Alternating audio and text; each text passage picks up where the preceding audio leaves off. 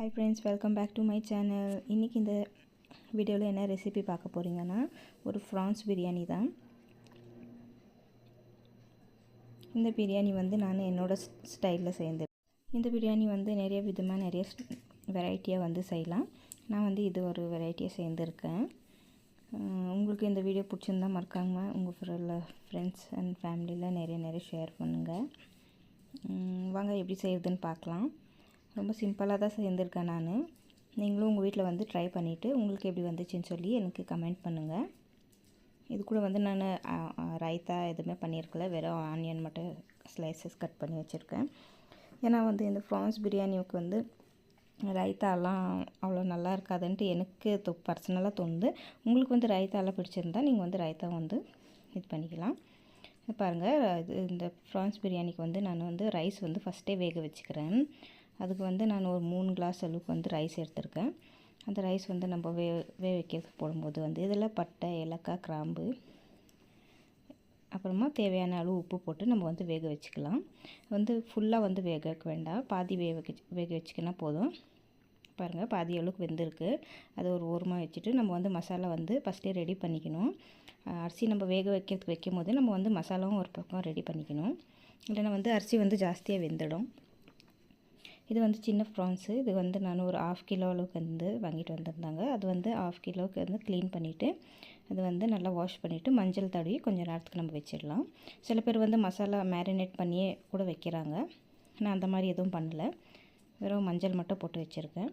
இது பாருங்கள், ஒரு 5 டேபிள் ஸ்பூன் அளவுக்கு ஆயில், ஒரு டேபிள் ஸ்பூன் அளவுக்கு வந்து நெய் எடுத்திருக்கேன். நெய் வந்து ஆப்ஷனல் தான். உங்களுக்கு நெய் பிடிக்காதுன்னா வந்து நீங்கள் வேறு எண்ணெயிலே சேர்ந்துக்கலாம். இதில் வந்து நம்ம ஏற்கனவே வந்து ரைஸில் வந்து நம்ம ஹோல் மசாலாஸ் போட்டிருக்கிறதுனால இதில் வந்து நம்ம கம்மியாக போட்டுக்கலாம். அப்புறம் வந்து ஒரு 4 வந்து மீடியம் சைஸ் வந்து வெங்காயம் வந்து நான் கட் பண்ணி வச்சுருக்கேன். பாருங்கள், இந்த மாதிரி கட் பண்ணிக்கினிங்கன்னா நல்லாயிருக்கும்.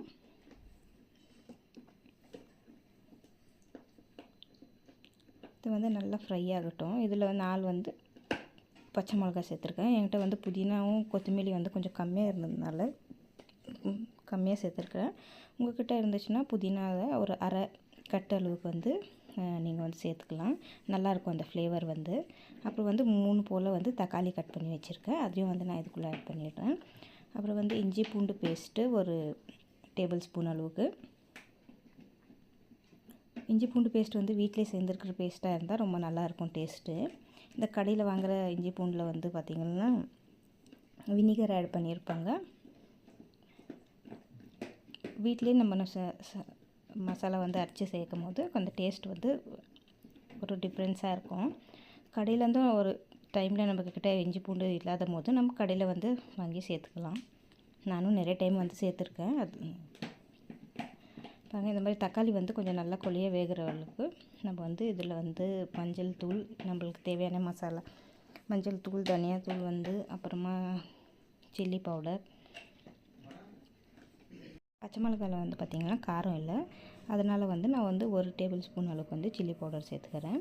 அதே போல் வந்து தனியாத்தூள் வந்து ஒரு டேபிள் ஸ்பூன் அளவுக்கு, மஞ்சள் பார்த்திங்கன்னா ஒரு 1/4 டீஸ்பூன் போட்டுக்கலாம். அப்புறம் தேவையான அளவுக்கு உப்பு வந்து இப்போயே நான் ஆட் பண்ணிடுறேன். இதில் வந்து ரெட் சில்லி வந்து இந்த காஷ்மீரி சில்லி பவுடர் இருந்தால் அதை வந்து நீங்கள் ஆட் பண்ணிக்கோங்க. அது போடும்போது வந்து பார்த்திங்கன்னா கலர் வந்து கொஞ்சம் தனியாக தெரியும். என்கிட்ட இல்லாதனால நான் இப்படி பண்ணுறேன். இது வந்து நம்ம குக்கர்லேயும் செய்யலாம். நான் இந்த மாதிரி செய்திருக்கேன். நிறைய பேர் நிறைய விதமாக செய்வாங்க, தம் போட்டு செய்வாங்க. இதுவும் அப்படியே ஒரு மாதிரி தம் தான். நான் ஃபுல்லாக வந்து தம் வந்து நான் போடல.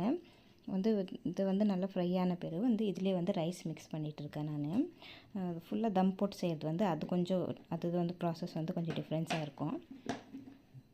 இது சொல்கிறாங்க ஃப்ரான்ஸ் வந்து ஒரு 10 மினிட்ஸ் தான் வேகணும், அதுக்கு அதிகமாக வந்து நம்ம ஃப்ரான்ஸை வேக விட்டோம்னா அந்த ஃப்ரான்ஸ் வந்து ஒரு மாதிரி லப்பர் மாதிரி ஆகிடும்னு சொல்கிறாங்க. அதனால் வந்து நான் வந்து இந்த 10 மினிட்ஸ் மட்டும் வந்து மூடி போட்டு வேக வச்சுக்க போகிறேன். இது ஃப்ரான்ஸ் வந்து சீக்கிரமாகவே வெந்துடும், ரொம்ப டைம் எடுக்காது. தேவையான மசாலா எல்லாமே போட்ட பிறகு கொஞ்சம் நேரம் வந்து 10 நிமிஷம் வந்து நம்ம மூடி விட்டுடலாம். பாருங்கள், அதிலே தண்ணி விடும் தானாகவே. நம்ம தண்ணி ஒன்றும் ஆட் பண்ணியிருக்கல. இதில் தண்ணி வந்து ஃப்ரான்ஸில் வந்து தானாகவே தண்ணி விடும். இப்போ வந்து இந்த ஸ்டேஜில் வந்து நம்ம ரைஸ் ரெடி பண்ணி வச்சுருந்தோம் இல்லையா, அந்த ரைஸ் வந்து இதில் போட்டுட்டு மிக்ஸ் பண்ணிக்கலாம். நீங்கள் தம் போட்டு செய்கிற மாதிரி இருந்தால் அதுக்கு வந்து ஃபஸ்ட்டே வந்து ஆனியன் வந்து ஃப்ரை பண்ணி வச்சுக்கிட்டு ஒரு லேயர் வந்து இந்த ப்ரான்ஸு ஒரு லேயர் ரைஸு இந்த மாதிரி போட்டு நீங்கள் தம் போடலாம். நான் அப்படி எதுவும் செய்யலை. நான் வந்து டைரெக்டாகவே எப்படி சாப்பாடு நம்ம இது பிரியாணி மாதிரி செய்கிறோம் அந்த மாதிரி சேர்ந்துட்டேன் நான். பாருங்கள் இந்த மாதிரி மிக்ஸ் பண்ணிவிட்டேன். பாருங்கள் ரைஸ் வந்து பாதி வெந்திருக்கு. இன்னும் மீதி வந்து நம்ம இப்போ வந்து இதை மூடி போட்டுட்டு ஏதாவது கனமாக இருக்கிற பொருள் வந்து இது மேலே வச்சிட்டோம்னா அந்த ஒரு 10 மினிட்ஸில் வந்து இது கரெக்ட் ஆகிடும். அவ்வளோதான் ஃப்ரெண்ட்ஸ், வந்து சிம்பிளான ரெசிபி. நீங்களும் உங்கள் வீட்டில் ட்ரை பண்ணிவிட்டு எப்படி வந்துச்சுன்னு சொல்லி எனக்கு கமெண்ட்டில் சொல்லுங்கள். இது வந்து சண்டே வந்து நான் செய்த பிரியாணி. இன்றைக்கி வந்து இந்த வீடியோவை நான் போஸ்ட் பண்ணுறேன். பாருங்கள் இப்படி போட்டு மூடி போட்டு வச்சுட்டு அதுக்கப்புறம் வந்து இது மேலே வந்து நான் இந்த மசாலா இடிக்குவோம் இல்லையா அந்த கல் வந்து வச்சுருக்கேன். அப்படி உங்கள்கிட்ட அது இல்லைன்னா வந்து நீங்கள் ஒரு டேக்ஸால் வந்து தண்ணி ரொப்பிட்டு அதை கூட நீங்கள் வச்சுக்கலாம். பாருங்கள் சூப்பராக ரெடி ஆயிடுச்சு. சுட சுட வந்து ப்ரான்ஸ் பிரியாணியை வந்து என்ஜாய் பண்ணலாம். நீங்களும் உங்கள் வீட்டில் ட்ரை பண்ணி பார்த்துட்டு மறக்காமல் சொல்லுங்கள் எப்படி வந்துச்சுன்னு சொல்லிவிட்டு. என்னோடய வீடியோ உங்களுக்கு பிடிச்சிருந்தா சப்ஸ்கிரைப் பண்ணிக்கோங்க. சப்ஸ்கிரைப் பண்ணால் தான் நான் போடுற வீடியோஸ் உங்களுக்கு நோட்டிஃபிகேஷன் வரும். சப்ஸ்கிரைப் வந்து ஃப்ரீ தான். ஸோ மறக்காமல் எல்லோரும் சப்ஸ்கிரைப் பண்ணிக்கோங்க. இதே மாதிரி இன்ட்ரெஸ்டிங்கான வீடியோவை நெக்ஸ்ட் வீடியோவில் பார்க்கலாம். பாய்.